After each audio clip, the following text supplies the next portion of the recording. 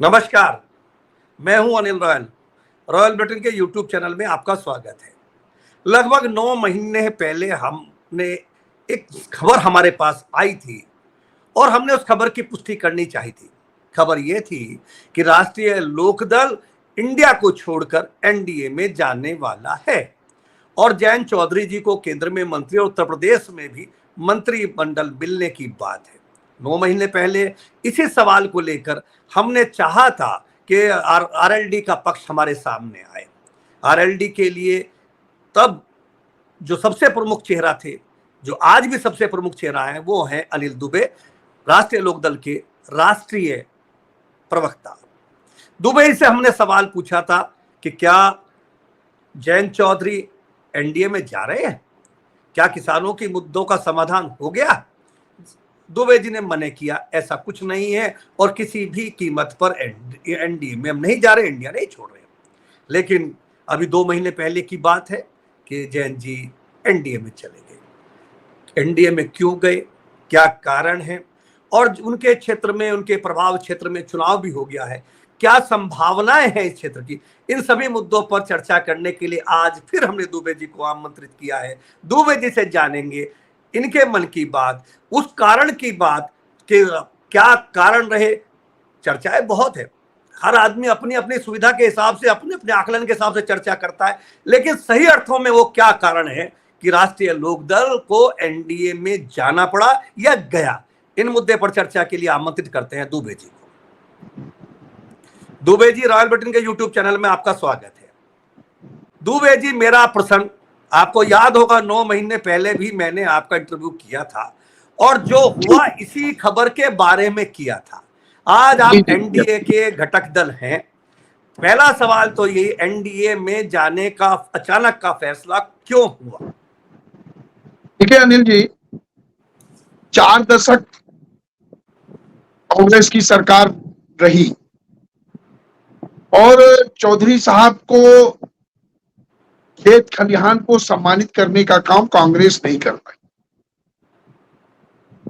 सन 87 में उनकी मृत्यु होती है और सन 87 से लेकर के 2014 तक कांग्रेस की सरकार रही, लेकिन उनको जो है चौधरी साहब की सुध नहीं आई। इस देश के किसान संगठन, राष्ट्रीय लोकदल के कार्यकर्ता और राष्ट्रीय लोकदल के स्वर्गीय नेता चौधरी अजीत सिंह लगातार इस बात का प्रयास करते रहे कि चौधरी साहब को भारत रत्न दिया जाए, उनको सम्मान दिया जाए, देश के किसानों का सम्मान किया जाए।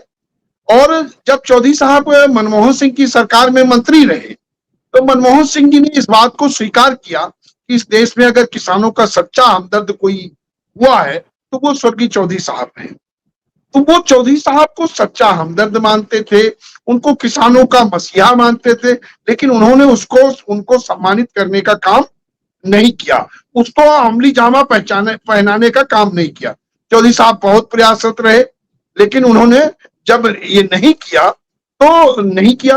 अब आज जब इस देश के यशस्वी प्रधानमंत्री श्री नरेंद्र मोदी जी ने स्वर्गीय चौधरी साहब को भारत रत्न से सम्मानित करने का काम किया और ये कहा कि हम चौधरी साहब के सपनों का भारत बनाना चाहते हैं, चौधरी साहब के सपनों को हम साकार करना चाहते हैं, तो चौधरी साहब के सपनों को राष्ट्रीय लोकदल भी साकार करना चाहता है। राष्ट्रीय लोकदल के राष्ट्रीय अध्यक्ष चौधरी जयंत सिंह जी भी साकार करना चाहते हैं। तो जब दोनों के विचार एक हैं, दोनों लोग चौधरी साहब के सपनों को साकार करना चाहते हैं, तो जब यह स्थितियां बनी तो हम उनके करीब गए और हमने एनडीए में जाने का फैसला किया। जिस काम को कांग्रेस 4 दशक नहीं कर पाई, उन्होंने कर दिया, तो हम लोगों ने उसका स्वागत किया। और जब वो चौधरी साहब के सपनों पर चलना चाहते हैं तो हमने उनके साथ राजनीति करने का भी मन बनाया, क्योंकि जब हम विपक्ष में थे अनिल जी तो हम संघर्ष किया करते थे। हमने संघर्ष किया, हमने लाठियां खाई, और चाहे वो किसानों के काले कानून को लेकर के सवाल रहा हो, हमने चौधरी साहब ने ही संघर्ष किया। अगर किसानों के ऊपर उस समय संकट आया तो चौधरी अजीत सिंह जी, जो आज हम लोगों के बीच में नहीं है, वो उसमें उन्होंने कूदने का काम किया। हमारे आज जो राष्ट्रीय अध्यक्ष चौधरी जयंत सिंह जी ने, उन्होंने जो है उसमें संघर्ष करने का काम किया, तो काले कानून वापस हुए। और चाहे उसके पहले जो भी मुद्दे रहे हों, हम लोगों ने संघर्ष किया। किसानों को उनका मूल्य दिलाने के लिए संघर्ष किया। तो जब विपक्ष में थे तो हमने संघर्ष किया। अब हम एनडीए के साथ आए हैं तो भी हम किसानों के मुद्दे छोड़कर नहीं गए हैं। किसानों के मुद्दों के साथ, राष्ट्रीय लोकदल के मुद्दों के साथ हम उनके साथ गए हैं। और अब आप देखिएगा कि किसानों को के मुद्दे को लेकर के आपको कितनी खुशहाली नजर आएगी, सारी चीजें एक एक करके पूरी होती नजर आएंगी। दुबे जी, मैं अपने अगले सवाल पर जाऊं इससे पहले तो मैं केवल ये पूछना चाहता हूं कि नरेंद्र मोदी जी की सरकार के 10 साल के कार्यकाल हो चुका है।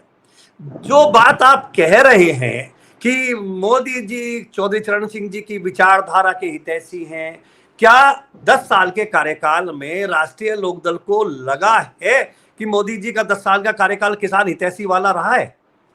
नहीं, देखिए अनिल जी, मैंने कहा हम लोग अभी गए हैं एनडीए में और उन्होंने चौधरी साहब के सपनों को अंगीकार करने का काम अब किया है। उन्होंने चौधरी साहब के सपनों पर चलने की बात अब स्वीकार की है। लेकिन इसके बावजूद श्री नरेंद्र मोदी जी ने किसानों के हित में बहुत काम किए। किसानों के को किसान सम्मान निधि देने का काम किया। इस देश में गरीबों को शौचालय आवास देने का काम किया। जी जी जी।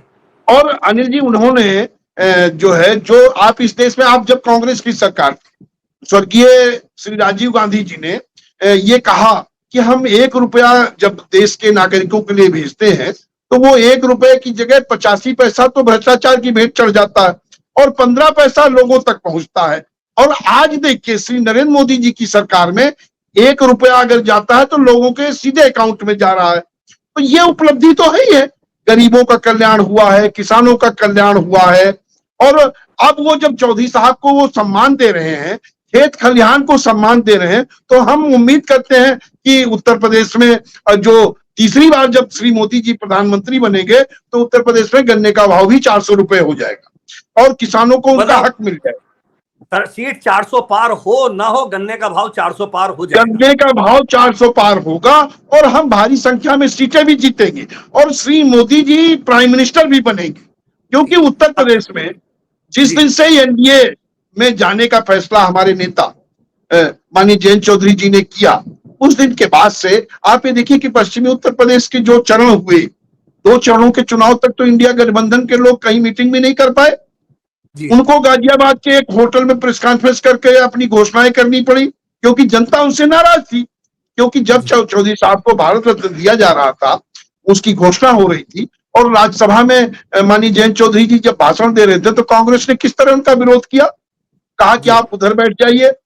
मतलब चौधरी साहब के नाम को तो ये लेने का काम करते हैं, उनकी फोटो भी कहेंगे लगनी चाहिए, लेकिन उनको सम्मान ना मिले, किसान को सम्मान ना मिले। ये चाहते थे कि किसान लगातार धरने पर बैठा रहे, किसान लगातार आंदोलन करता रहे, इनके लिए हथियार बन के काम करे, उसे खुशहाल ना हो। और माननीय जयंत चौधरी जी चाहते हैं इस देश का किसान खुशहाल हो, उसको उसकी उपज का सही मूल्य मिल जाए, वो उसको पढ़ाई के और दवाई के पैसों के लिए तरसना न पड़े। तो इन सब चीजों को लेकर के हमने एनडीए में जाने का फैसला किया है। हम सत्ता के लिए नहीं गए हैं, हम किसानों की खुशहाली के लिए गए हैं। हम किसान को खुशहाल बनाना चाहते हैं, हम किसान को आत्मनिर्भर बनाना चाहते हैं और हम वही राष्ट्रीय लोकदल एनडीए में शामिल होकर वही काम करेगा। दुबे जी, आप बड़े विद्वान प्रवक्ता है। जब 9 महीने पहले मैंने आपका इंटरव्यू किया था तब आपने बताया था कि इसी मोदी सरकार ने चौधरी चरण सिंह जी, चौधरी अजीत सिंह जी के दिल से जुड़ी हुई दिल्ली की कोठी जबरदस्ती खाली करा ली थी। हाथरस में जयंत चौधरी जी के साथ हाथापाई की थी। 750 किसानों की शहादत आपने गिराई थी।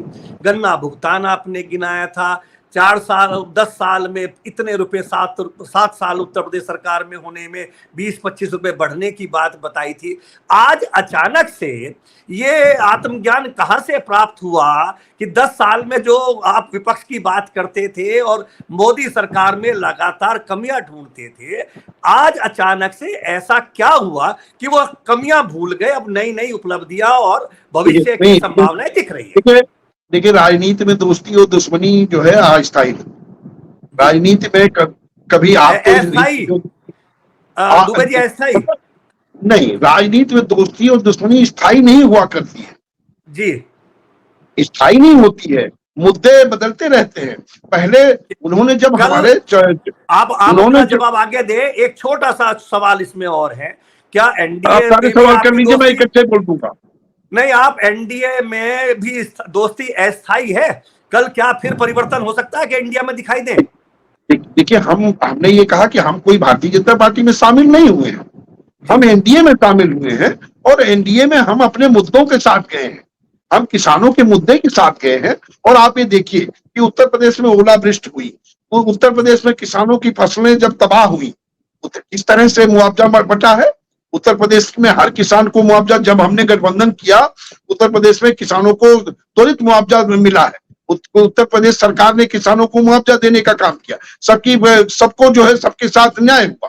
तो इन चीजों को भी आप देखिए। और आप ये देखिए कि गन्ने का भाव उत्तर प्रदेश में बढ़ेगा कि नहीं बढ़ेगा। हम आपकी चैनल पे कह रहे हैं कि 400 का पार होगा होगा, और उत्तर प्रदेश में एनडीए की सरकार बनेगी तो बनेगी, इसमें कहीं कुछ नहीं है। इंडिया गठबंधन में लगातार कंफ्यूजन है, इंडिया गठबंधन के लोग झूठा आत्मविश्वास दिखा रहे हैं।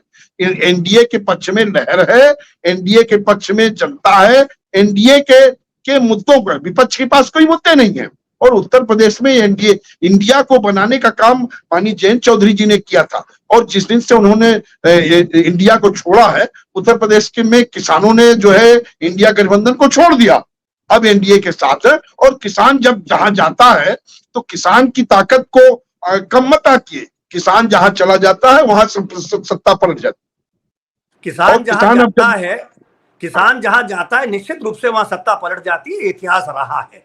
मेरा सवाल यह है कि जैन जी ने कहा कि मुझे मोदी जी में चौधरी चरण सिंह जी की छवि दिखाई देती है। क्या दुबे जी को भी मोदी जी में चौधरी चरण सिंह जी की छवि दिखाई देती है? अब हमारे नेता ने कह दिया, उसके बाद अनिल जी बचता क्या है भाई। हमारे नेताजी ने इस बात को महसूस किया ना कि जब चौधरी साहब के सपनों को वो पूरा कर रहे हैं। और आप ये देखिए कि जो काम 4 दशक तक लोग नहीं किए और उनको राज्यसभा में भी राजनीति करनी पड़ी, इंडिया गठबंधन के लोगों ने चौधरी साहब के सम्मान पर भी राजनीति की, इससे गलत बात और क्या हो सकती है। उसको पश्चिमी उत्तर प्रदेश की जनता ने, देश की जनता ने उसको बहुत उसपे लोगों को बुरा लगा। और यही कारण था कि पश्चिमी उत्तर प्रदेश में इंडिया गठबंधन के लोग प्रचार नहीं कर पाए।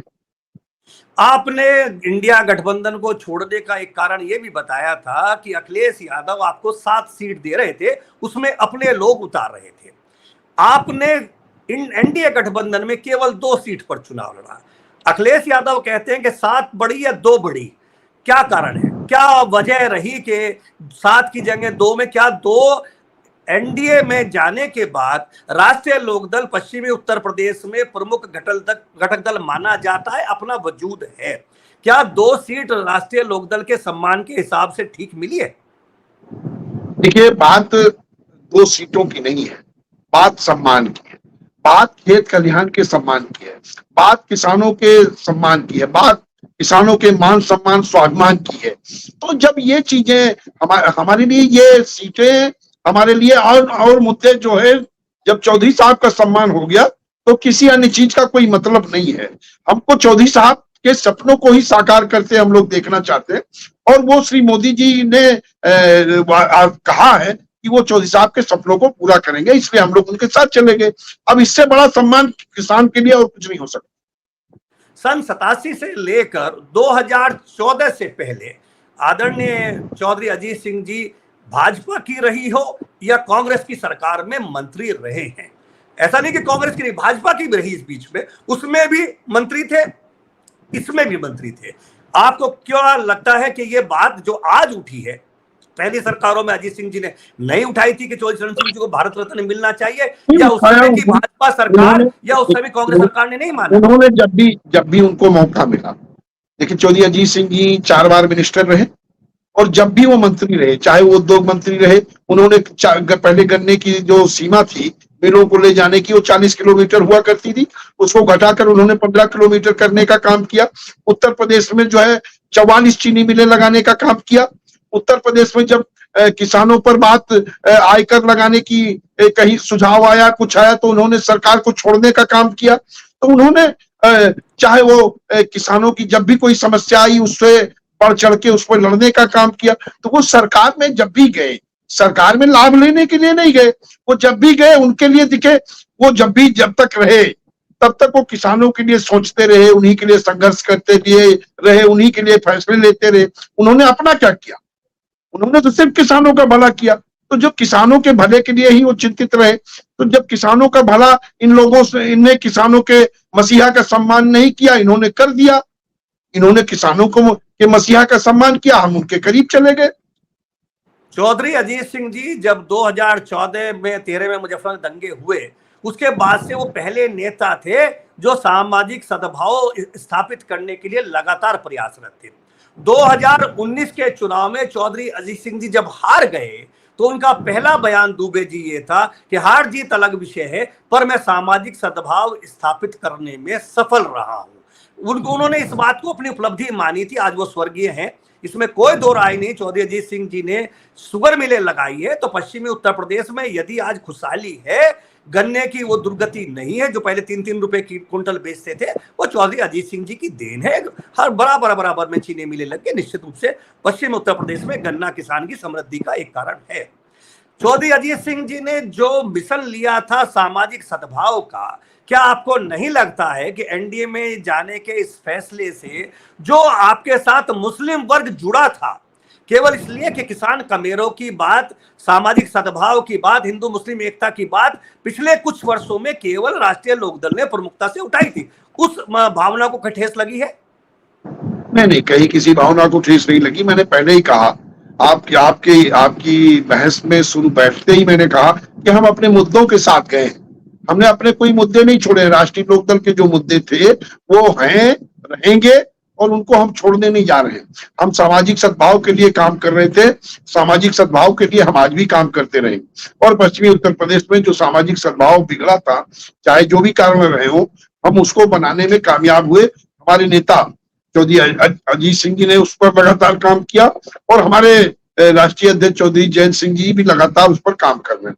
और जो पश्चिमी उत्तर प्रदेश में भाईचारा सम्मेलन हुए, उनमें जिस तरह की भीड़ उमड़ी, जिस तरह लोगों ने स्वागत किया, उसको आप देख सकते हैं। आप तो पश्चिमी उत्तर प्रदेश पे बहुत पैनी नजर रखते हैं, तो आपको ये मालूम है। और अभी आप देखिए कि बागपत में हमारे नेता की धर्मपत्नी श्रीमती चारू चौधरी जी गई, और बागपत लोकसभा क्षेत्र में, मेरठ लोकसभा क्षेत्र में उनके रोड शो हुए। तो चाहे वो खेवाई हो या और इस तरह के गांवों में, इस तरह हजारों की संख्या में लोगों ने उनका स्वागत किया, जहां पर सिर्फ अल्पसंख्यक ही रहते हैं। इसके बाद भी आपको नहीं लगता है कि ये भाईचारा बनाने में राष्ट्रीय लोकदल कामयाब है? राष्ट्रीय लोकदल के नेता चौधरी जयंत सिंह जी कामयाब है। चौधरी जयंत सिंह जी का जिस तरह लोगों ने स्वागत किया, जिस तरह उनकी सभाओं में लोग आए, सभी वर्गों के लोग आए, और यही कारण है कि एनडीए पश्चिमी उत्तर प्रदेश में शिफ्ट कर रहा। एनडीए की पश्चिमी उत्तर प्रदेश में लहर रही है, सभी वर्गों के लोग एनडीए के साथ हैं। आप ये केवल नहीं कह सकते कि कोई हमसे नाराज। अभी आपने चारू जी का जिक्र किया, तो कुछ लोगों ने यहाँ भी टीवी पर भी और अन्य लोगों ने भी कहा, कुछ पत्रकार साथियों ने भी कहा कि एनडीए में जाने का कारण चारू जी के परिवार का भी कोई कारण रहा है, जैन जी के पारिवारिक कुछ सदस्यों का भी ऐसा भी कोई दबाव रहा है जिसकी वजह से मजबूरी एनडीए में जाना हो? काहे का नहीं अनिल जी, काहे का दबाव किसान का हित है। देखिए दुबे जी, कुछ महीने पहले आप ही ये कहते थे, आप और आपके सभी प्रवक्ता आप समेत ये कहा करते थे कि ईडी सीबीआई इनकम टैक्स का दबाव रहता है, जिसकी वजह से बीजेपी सरकार, मोदी सरकार विपक्ष के लोगों को हमने कभी कराती है। देखिए, हम जब विपक्ष में, अनिल जी अगर आपको याद हो, आपने अगर हमारी बहसों को सुना हो, हमारे बयानों को आपने पढ़ा हो, और हम लोग पब्लिक के बीच में हम गए हैं, हमने कभी इन चीजों को नहीं कहा। ईडी और सीबीआई की बात, देखिए ये तो संस्थाएं हैं, संस्थाएं अपना काम करती हैं। संस्थाओं के काम को लेकर के हमने पहले कभी भी नहीं उंगली उठाई, और संस्थाओं के दुरुपयोग की बात हमेशा हुई है। क्यों कांग्रेस के समय में उसको तोता नहीं कहा जाता था क्या? पहले सुप्रीम कोर्ट ने कहा था। हाँ, तो ये सब चीजें तो पहले से भी नहीं, हमारा ये मुद्दा नहीं रहा। हमने जब भी कभी बात की तो हमने किसान की बात की, और हमने किसान की खुशहाली की बात की, और हम किसान की खुशहाली के लिए गए हैं। हमारे लिए सत्ता का कोई मतलब नहीं है। हम सत्ता में इसलिए गए कि सत्ता के साथ कि हम इस देश के किसानों को खुशहाल बना दें। जो किसान पढ़ाई के लिए, दवाई के लिए, बच्चों की, बेटियों की शादी के लिए परेशान रहता है, वो उसे कर्ज लेना पड़ता है। हमने चाहते हैं कि इस देश के किसान को कर्ज न लेना पड़े, उसको पढ़ाई के लिए, बच्चों के लिए लोन न लेना पड़े, उसको जो है दवाई के लिए इधर उधर न भटकना पड़े। इस बात को लेकर हमारे नेता माननीय जयंत चौधरी जी चिंतित रहते हैं, इसीलिए वो एनडीए में गए हैं। उन्होंने ये सोचा कि हम इनके साथ रह करके हम भला कर सकते हैं। इनका विजन चौधरी साहब के सिद्धांतों की तरह है, तो इसलिए उन्होंने समझौता किया। ईडी सीबीआई का क्या भाजपा की मोदी सरकार में कभी कोई दुरुपयोग हुआ है पिछले 10 साल में?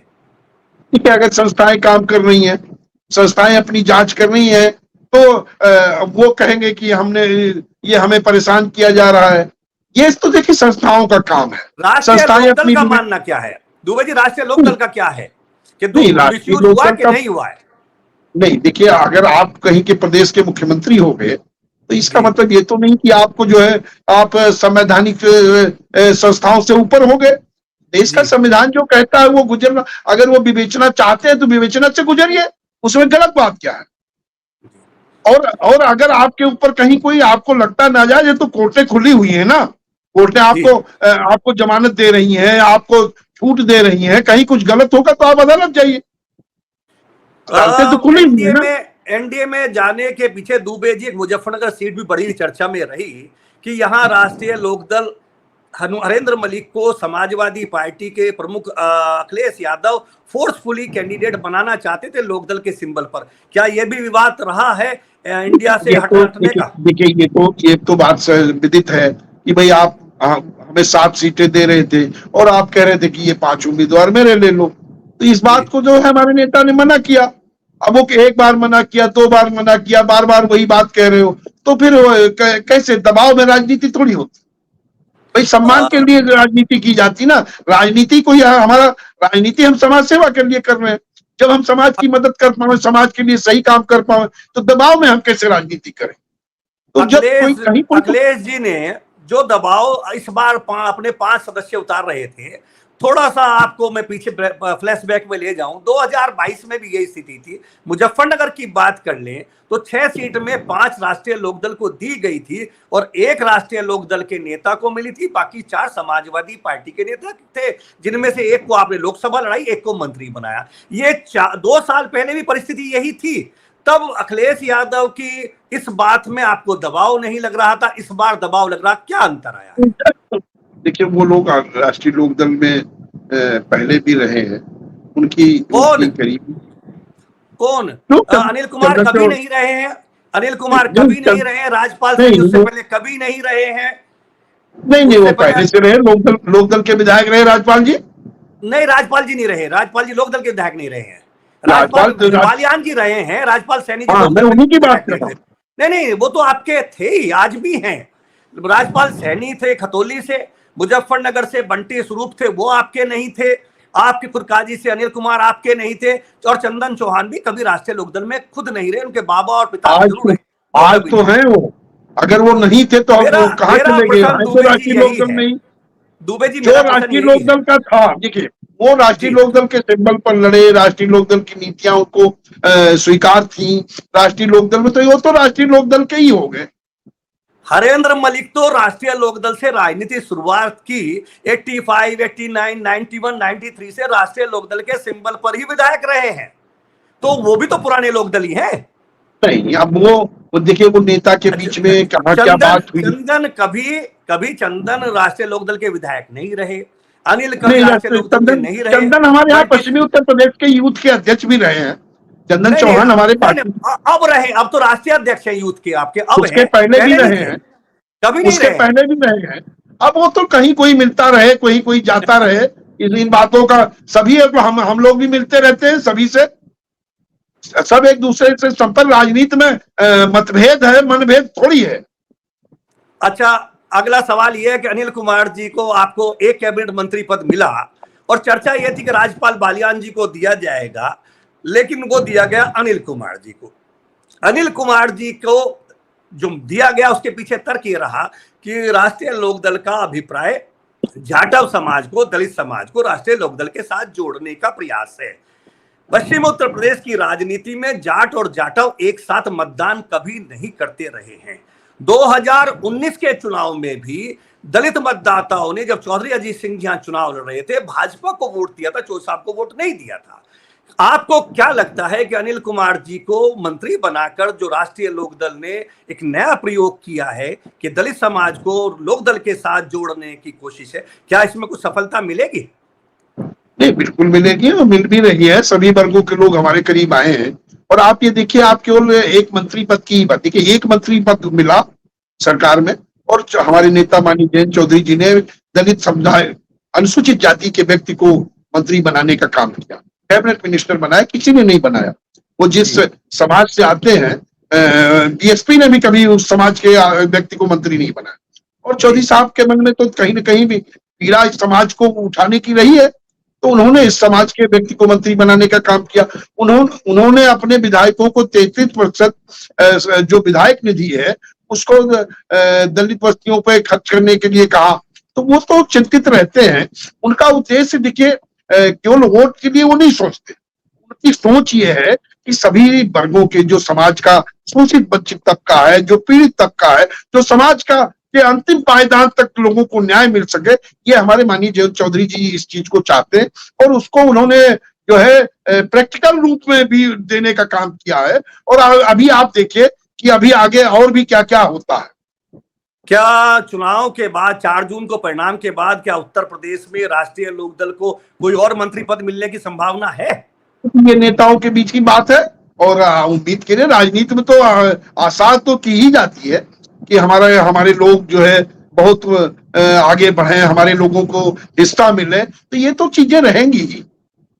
अनिल जी को जो मंत्रालय मिला है वो विज्ञान और प्रौद्योगिकी मंत्रालय है, जिसका मुजफ्फरनगर आसपास कहीं दफ्तर भी नहीं है, और जो किसानों या राष्ट्रीय लोकदल के समर्थकों के लिए कहीं फ्रूटफुल विभाग नहीं माना जाता।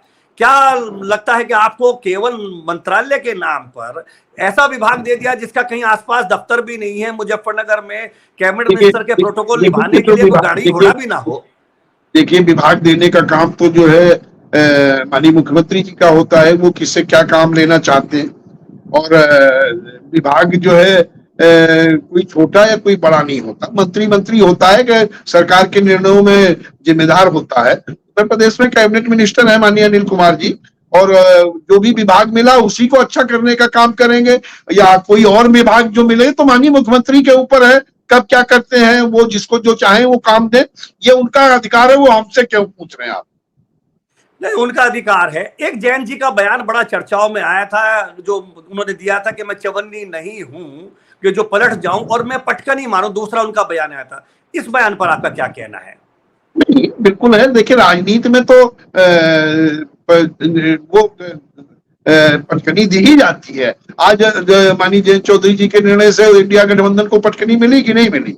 पश्चिमी उत्तर प्रदेश में जो है इंडिया गठबंधन का नाम कोई लेने वाला नहीं बचा, तो चौधरी जयंत सिंह जी ने, माननीय जयंत चौधरी जी ने पटकनी दे तो दी। अच्छा, पहले जो चवन्नी वाला बयान था वो क्या था फिर? वो भी तो जैन नहीं, का ही बयान था। वो किसी मुद्दे पर उन्होंने वो बयान दिया था। कोई वो थोड़ा सा, वो जो प्रश्न रहा होगा उस पर कोई सवाल निकला होगा। अनिल जी उसी मुद्दे पर दिया था जिस पर पिछला इंटरव्यू मैंने आपसे किया था। आपसे मैंने यही सवाल किया था जो आपने किया है। मैंने 9 महीने पहले आपको बताया था कि मेरी जानकारी, मेरे सूत्र ये कह रहे हैं कि आप एनडीए में जा रहे हैं। आपने कहा कि नहीं जा रहे। जब अगले दिन वो मेरा यूट्यूब पे वीडियो चला तो राष्ट्रीय लोकदल ने ट्वीट करके कहा नहीं, हम राष्ट्रीय लोकदल कहीं नहीं जा रहा, इंडिया में रहेगा। और उसी के बाद जैन जी का वो बयान भी आया था कि मैं चवन्नी नहीं हूं जो पलट जाए। नहीं, उसके बाद अनिल जी, आप तो बहुत विद्वान पत्रकार हैं। आपको नहीं लगता कि जो है चौधरी साहब को भारत रत्न देने के बाद कोई मुद्दा रह जाता है? जबकि हमारा इस मुद्दा ही खेत खलिहान है, खेत खलिहान की खुशहाली है। और चौधरी साहब ने यही तो कहा था कि खेत और खलिहान को खुशहाल बनाना है। उन्हीं बातों को तो हम लोग पूरा कर रहे हैं। तो जब वो मुद्दे ये पूरा कर रहे हैं तो हमें फिर कहीं और जाने की क्या जरूरत? चौधरी चरण सिंह जी को इस देश का हर किसान नेता नहीं मानता था, भगवान मानता था। चौधरी चरण सिंह जी की पूरे उत्तर भारत में हर जगह पूजा होती थी। चौधरी चरण सिंह जी को भारत रत्न मिला, इसकी सभी किसानों को व्यक्तिगत रूप से खुशी है और वो डिजर्व करते थे। उनके लिए भारत रत्न को ऐसा सम्मान नहीं था जिससे उनका कद बढ़ाओ। उनका कद भारत रत्न से बड़ा पहले भी था, उनको सम्मान मिला, सही। लेकिन दुबे जी, क्या भारत रत्न मिलने के कारण एमएसपी का मुद्दा हो, 750 किसानों का हो, टैनी जी द्वारा गाड़ी चढ़ाने का मामला हो, गन्ना भुगतान शामली में आंदोलन चला था, खुद जैन जी भी उस धरने पे 2 बार आए थे, 214 करोड़ किसानों के आज भी रुके हुए हैं, इन सब मुद्दे खत्म हो गए क्या? नहीं नहीं, सब मुद्दे निपटेंगे। चौधरी चरण सब सिंह जी मुद्दों के भारत नहीं रत्न मिलना का नहीं, सवाल ही, आपको पर ये लगता, सारे मुद्दे अब अरे खत्म हो आप गए क्या? बनने तो, आप तीसरी बार देखिए, तीसरी बार श्री मोदी जी जब शपथ लेंगे तो आप देखिएगा कि ये सब चीजें जो जिन मुद्दों को गिना रहे हो, सबको, किसान को जो उसका अधिकार है सब मिलेगा, किसान खुशहाल होगा, किसानों के लिए कल्याणकारी काम होंगे। और मैंने आपको तो पहले ही कहा कि उत्तर प्रदेश की जो पृष्ठभूमि है गन्ना किसान की है, उत्तर प्रदेश में गन्ना जो है सबसे बड़ी खेती है, और मैं तो आपके यहाँ कह रहा हूं कि 400 पार होगा। अगर तीसरी बार भारतीय जनता पार्टी की सरकार बन रही है, जैसा कि आपका आकलन है, आप कह भी रहे हैं, यदि यह सरकार बन रही है और एक बड़ा मुद्दा खुद जैन जी ने उठाया था और छुप छुप के गए थे, भेष बदल बदल के पैदल चल के गए थे लखीमपुर खीरी टैनी जी के विरोध में आंदोलन की अगुवाई करने, यदि कल टैनी जी भी सांसद बन जाते हैं, क्योंकि उन्हें भारतीय जनता पार्टी ने टिकट दिया है और सरकार बनती है, राज्यसभा से जैन जी हैं, तो जयंत जी क्या उनके मंत्री बनने का विरोध करेंगे? तब भी जैन जी को विरोध याद रहेगा या केवल अपने तक रहेंगे? क्योंकि अब जो चीज न्यायालय में चली गई, जो चीज न्यायालय में चली गई ना, उस पर क्या टिप्पणी? अब वो तो उसका जो कुछ भी फैसला है वो तो न्यायालय करेगा, न्यायालय पे कोई। दुबे जी, न्यायालय में तो बहुत जब से चला गया, जब से बयान चल रहे थे 2 महीने पहले, ने तो कई महीने सालों पहले चला गया था न्यायालय में। अब जो चीज अदालत में है वो अदालत में रहने दीजिए, अदालत को ही फैसला कर लेने दीजिए। उसका कल को मंत्रिमंडल विस्तार पे कोई फर्क नहीं पड़ेगा, या जैन जी का वो देखिए, ये तो माननीय प्रधानमंत्री जी के अभी तीसरी बार मोदी जी शपथ ले रहे हैं, उस समय देखा जाएगा। आज ले रहे हैं शपथ, मोदी आज इस बात पर, अब ये हम आप कैसे डिसाइड करेंगे कि कौन शपथ लेगा या कौन नहीं लेगा? नहीं, मोदी जी का पूछ रहे हैं, मैं तो मोदी जी का पूछ रहा हूँ। नहीं, मोदी जी तो लेंगे, मोदी जी का मंत्रिमंडल हम आप थोड़ी डिसाइड करेंगे यहाँ बैठ के। नहीं, उसमें जैन जी तो होंगे ना? नहीं, मैंने कहा कि ये मोदी जी का मंत्रिमंडल है, जो भी जिम्मेदारी देंगे वो हमारे नेता उसको स्वीकार करेंगे। दुबे जी, आप राष्ट्रीय प्रवक्ता है, जैन जी ने बताया तो होगा आपको किन किन मुद्दों पर हुई है, क्योंकि हमने जब खबर चलाई थी हमने बताया था कि प्रदेश में मंत्री तो देखिए हमारे सामने तो सब अभी तो राष्ट्रीय लोकदल ये चाहता है, राष्ट्रीय लोकदल के लोगों को जैन जी ने ये बताया है कि पूरा प्राण प्रण से लग करके उत्तर प्रदेश की सारी सीटें जिताने का काम करो, मोदी जी को तीसरी बार प्रधानमंत्री बनाना है, उत्तर प्रदेश में भारी से भारी संख्या में सीटें जितवाना है, उस काम में हम लोग लग रहे हैं। दोनों सीट जो आपको मिली है, दोनों आप जीत रहे हैं? हम दोनों जीत रहे हैं और भी भारी संख्या में एनडीए जीत रहा है। मुजफ्फरनगर की सीट पर संजीव बालियान साहब ने अजीत सिंह जी को हराया था, इस बार राष्ट्रीय लोकदल ने उनकी ईमानदारी से मदद की है कि नहीं की है? नहीं, हम लोग सब काम ईमानदारी से करते हैं। हम लोग, हमारे नेता ने लगातार पूरे पश्चिमी उत्तर प्रदेश में मथा है, पश्चिमी उत्तर प्रदेश की हर सीट पर गए हैं, 4 बार गए हैं, कोई ऐसी सीट नहीं जहां मानी जैन चौधरी जी गए ना हो। जाट मतदाता राष्ट्रीय लोकदल के आधार मतदाता माने जाते हैं। जाट ही नहीं, पश्चिमी उत्तर प्रदेश का क्या हर किसान हमारा वोटर है। नहीं, गलतफहमी में रहने से कोई फायदा नहीं दुबे जी, ऐसा तर्क नहीं, आपको दिख रहा है, हम किसानों के नेता हैं, हमारे नेता, हमारे नेता को पूरे उत्तर प्रदेश का, आप ये देखिए कि अन्य जिलों में भी किसान जो है राष्ट्रीय लोकदल के साथ है। वो ठीक है कि हम नहीं लड़ रहे हैं सीधे, लेकिन हम एनडीए को लड़ा रहे हैं, हमारे कार्यकर्ता। आप देखिए, राष्ट्रीय लोकदल का आधार वोटर जाट को माना जाता है। चलिए, आप ये लोग कहते हैं, ये आप लोग इस बात को कहते हो, आपको ये कहना चाहिए कि पश्चिमी उत्तर प्रदेश का किसान राष्ट्रीय लोकदल के साथ, किसान की कोई जाति नहीं हो। आप नहीं मानते कि राष्ट्रीय लोकदल जाटों की पार्टी है? नहीं, कि राष्ट्रीय लोकदल में सभी जातियों का समन्वय है। नहीं, जाटों की पार्टी है कि नहीं है? राष्ट्रीय लोकदल आधार है कि नहीं है? उसके अरे सभी जातियों के लोग राष्ट्रीय लोकदल में है। नहीं, सभी में केवल मेरा तो एक इतनी किसान जातियां मानते कि नहीं मानते? इतनी किसान जाति वो तो ही है, जितनी किसान जातियां सब है हमारे साथ। भारतीय जनता पार्टी और राष्ट्रीय लोकदल में जाट मतों को लेकर खींचतान रही है 2014 से अब तक। 2019 के चुनाव तक, 22 के चुनाव तक ये माना जाता था कि जाट या तो भारतीय किसान यूनियन, उसमें राष्ट्रीय लोकदल में, या अरे अब तो हम उनके साथ आ गए, अब काहे की खींचतान, अब तो हम क्या। उनके साथ ही हैं, तो अब तो सब लेकिन उनके साथ हो लिए ना। लेकिन इस बार ग्राउंड में जब टीम घूमी है तो राष्ट्रीय लोकदल और भाजपा के मिलने के बाद भी, और सभी मानते हैं, भाजपा के लोग भी मानते हैं कि राष्ट्रीय लोकदल और भाजपा के एक मिलने के बाद भी 20-30% जाटों में बंटवारा रहा है। क्या ये राष्ट्रीय लोकदल चिंता का तो विषय नहीं मानता? अब तो जब नाई की दुकान पे चले गए, बाल बन गए और अब चुनाव हो गया, अब तो जो होगा 4 जून को आ ही जाएगा। अब इस विषय पे क्या हम आप चर्चा करें? 4 जून को परिणाम अनुकूल होगा या विपरीत होगा? अब एनडीए में बिल्कुल रहेंगे? अनुकूल होगा, बिल्कुल अनुकूल होगा, भारी संख्या में जीतेंगे और एनडीए की सरकार बनेगी। अगर अगर देखिए, ईश्वर के अधीन होता है, मतदाताओं का फैसला है, 4 जून तक तो उन्हीं के हाथ में रहना चाहिए, ईश्वर के मतदाता के। यदि 1% विपरीत भी होता है तो क्या तब भी आरएलडी एनडीए के साथ ही रहेगा? यदि तो कोई होगा ऐसी ही नहीं, परिस्थिति जो चीज होनी ही नहीं है। जनता का मिजाज हम लोग जानते हैं, जनता हमारे साथ है। जनता कह रही है कि आप करिए, काम करिए, किसानों का भला करिए, हम लोग सब आपके साथ। चलिए दुबे जी, आपने अपने व्यस्त समय में समय दिया। आज की चर्चा को यहीं विराम देते हैं। बहुत बहुत धन्यवाद। नमस्कार। ये थे अनिल दुबे जी। निश्चित रूप से राष्ट्रीय लोकदल के प्रवक्ता के रूप में इन्हें यही कहना था। बड़े आशान्वित हैं चौधरी चरण सिंह जी को भारत रत्न मिलने के बाद। इन्हें नहीं लगता है कि कोई और मुद्दा अभी शेष है। भविष्य पर इनकी संभावनाएं हैं कि निश्चित रूप से राष्ट्रीय लोकदल के एनडीए में आने के बाद, तीसरी बार एनडीए की सरकार आने के बाद, उन मुद्दों का स्वतः ही निस्तारण हो जाएगा। क्या होगा 4 जून को? क्या परिणाम दुबे जी के अनुरूप आएंगे? क्या मोदी जी तीसरी बार प्रधानमंत्री बनेंगे? इसका फैसला तो आपने ईवीएम में किया होगा, ये जानते होंगे ईश्वर। संभावनाओं का खेल है। यदि एनडीए सरकार तीसरी बार मोदी जी फिर प्रधानमंत्री बनते हैं तो क्या किसानों का गन्ना भुगतान होगा?